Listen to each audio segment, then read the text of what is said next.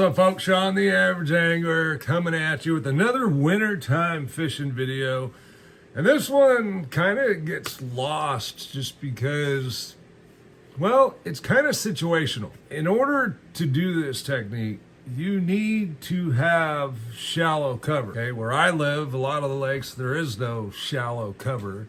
If there is some, there's definitely not a lot. Of course, we have the California Delta, which is nothing but cover.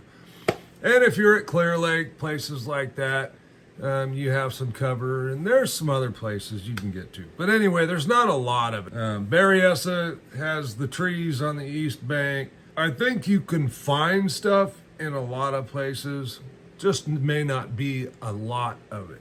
With rising water, high water, there becomes more and more of it. And what I'm talking about is cold water flipping. There's always cold water fish. And I remember I used to spend so much time flipping. And look, I think a lot of people refer to flipping and pitching as one and the same. For me, it's not. They're different. Flipping, you're using a fixed amount of line. Pitching, obviously, you're pitching to targets, okay? Pitching has really become more the mainstay than flipping, right?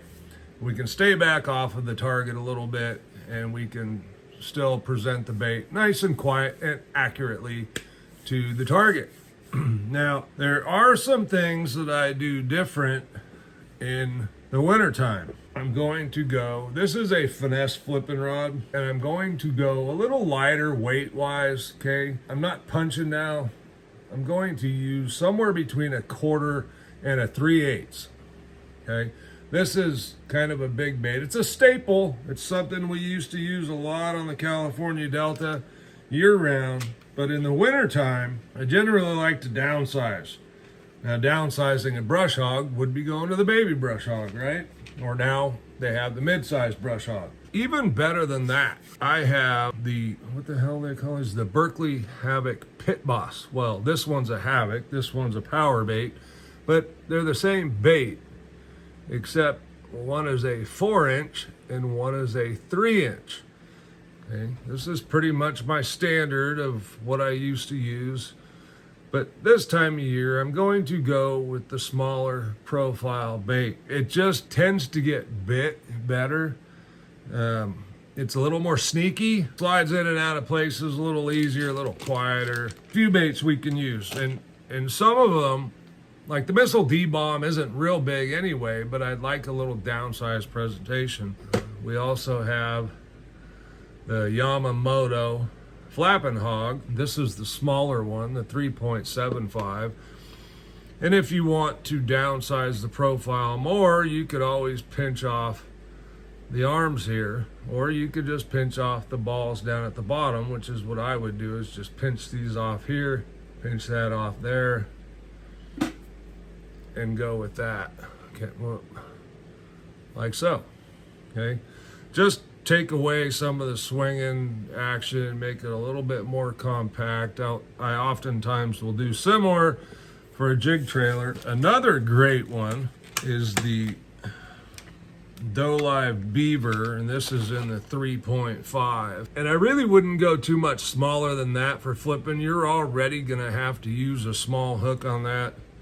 You will see it's really a smaller bait than this 3-inch Pit Boss because there's less body here. But the action on this is really good, okay? These, you'll see the way those dangle. So it's a very subtle bait. Great colors in the 3.5-inch DoLive Beaver. Now, on my flipping setup, I'm going to lighten the line a bit.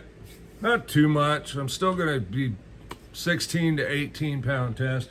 But the rod I'm using is a little lighter action than my main flipping rod, which is a 775. Instead, I'm using a 764. Not a whole lot different. A little more accurate pitching. The rod's a little bit lighter because it's not quite as stout. It's also an inch shorter. But these smaller finesse presentations can still pull fish from shallow cover. Now look, fish will be in the shallow cover year round.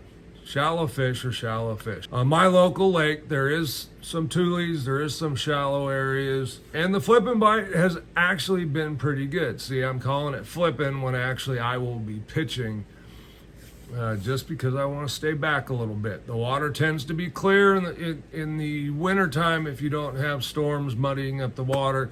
We have been blessed with beautiful weather all week. It's really kind of worrying me that maybe we're done with the rain. Hopefully not, because we still need to fill the lakes up. This is a time of year where I'm going to fish the bait a little slower. So oftentimes, I mentioned dead sticking in one of my videos yesterday. This is a good time when you're pitching your bait into there. Let it sit. Don't feel the need to do anything with it right away.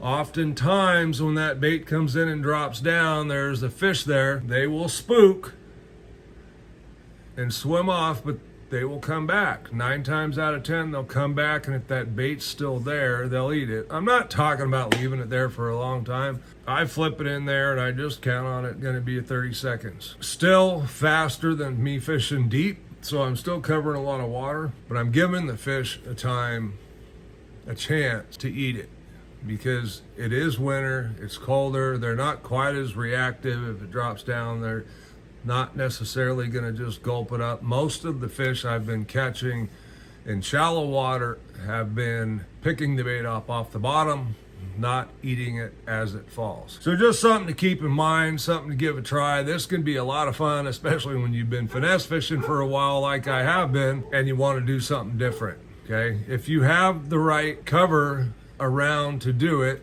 which just, hey, all I got's toolies, okay? Reeds, toolies, bulrushes, whatever you want to call them. Get out there, do some shallow fishing. It's a little fun to mix up with the finesse stuff. Thanks for watching. Sean the Average Angler. We'll see you on the next one.